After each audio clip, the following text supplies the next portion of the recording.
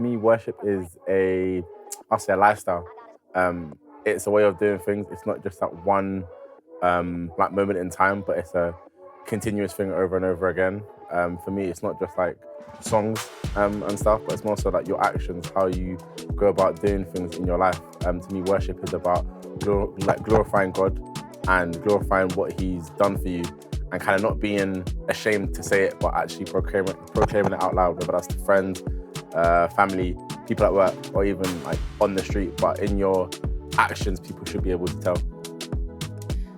For me, worship is like an escape as well from all my cares and worries. When I'm there praising God, worshiping God, it just gives me this freedom. So even when I'm going through tough times or hard times, I can just, when I get into that worship, when I get into worshiping God, it just gives me a freedom within that lets me know that everything is going to be okay. It helps me to fight my battles as well. So there's just so much in worship for me. And it is a lifestyle, it's daily. So it might not just be me just like singing audibly, but I'm always singing within me as well. There's always a worship within me. So that's what worship means to me.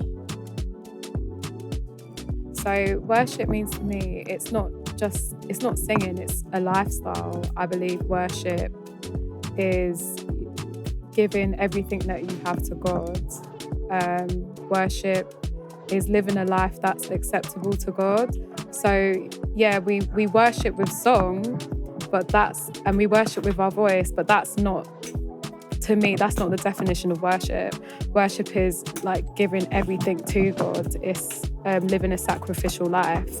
And yeah, that's worship to me.